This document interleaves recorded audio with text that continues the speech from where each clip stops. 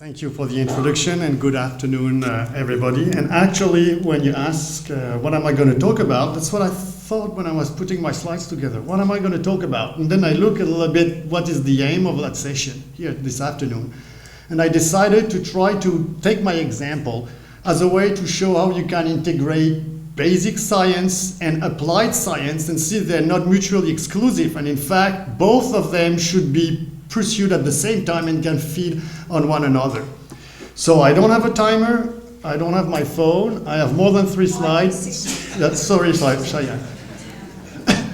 So obviously when I started, and that's the same for every single young researchers, you start in a new position and you start from the background that you had. And the way I approach it and the way I would suggest new faculty approach is first you need to have a long-term, strong scientific objective. This is kind of a career type of path that you could always hang on to as you move along. And why is that? Well, in my case, very global, general kind of research project to identify the molecular mechanism responsible for the control of reproduction in avian species. There's a lot of things we can do about that. Now, obviously here that basic science discoveries will lay the foundations for potentially applicable and applied research in the future. And as well, you can build on collaboration and especially international collaborations with other scientists.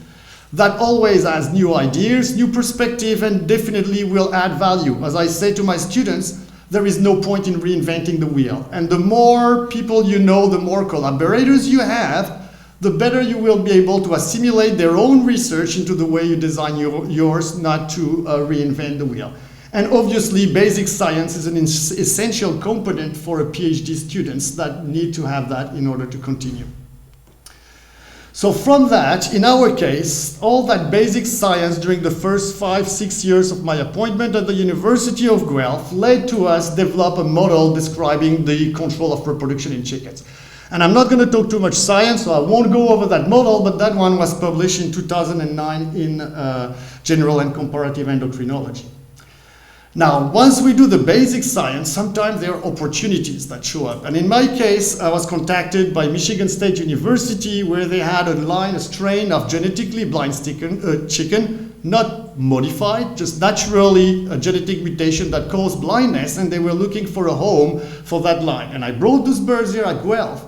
And then I said, wow, those are a perfect model for me to study the effect of the eye and the effect of light on the reproduction of chicken, knowing they were not commercial birds. But however, here in this case, I brought those birds in here, and using those birds, this is where we come up with our kind of first paper that described the effect of light wavelength and light color in stimulating the reproductive axis. And that was published in 2014 in Poultry Science. But just before that, what happened here is we also had a Canadian Poultry Magazine article. And that's, at the time, I did not know what was the purpose of KTT. So I said, you know what, KTT, I don't know what it is. And then we had that article, and then suddenly I got flooded by emails, phone calls from producers that were like, well, we read your article in the Canadian Poultry Magazine, do you have a light bulb? And I said, no, I don't. So I realized that there was actually an urgent need coming from the end users that I would not have known if it was not for that. So based from that, I was able to build the perfect team. And in this case, partners, Eric and Alex Thies from Thies Electrical Distribution that helped design the bulb. We also partners with farmers, in this case the Dijkstra's family, which are egg farmers in Thornton, and we were able as well to secure multiple financial sources because we're going into apply. And this is the end product. 4 or 5 years later, now we developed, we designed, we tested, we validated, and we certified a product that is now commercially available to end users. And in this case here, this is the spectrum lighting that we developed for the layers. Now, while we were doing that, and that's the only science slide I'll show, while we were doing that, we also noticed a few peculiar things when we moved to commercial birds. Number one, those birds matured, sexually matured before photostimulation. Means there was something that happened during genetic selection. Number two, we also noticed that there is a second spontaneous peak peak in hormones that show that those birds recruit the ovary later when they should be dropping out of production.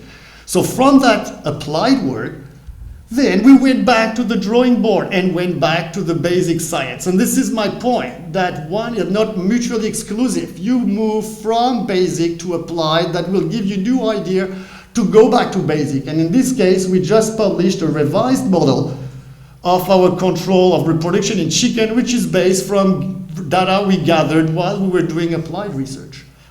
So I hope I'm still in the 5 minutes. So my key message, the take-home message is, again, as industry partners are here, academics are here, we should look at research as a combination of both basic and applied, and both utilize one another to develop a long-term research project. And if you want to ask me questions coming up, please feel free to do so. And of course, none of that will be feasible without students, past, former, present.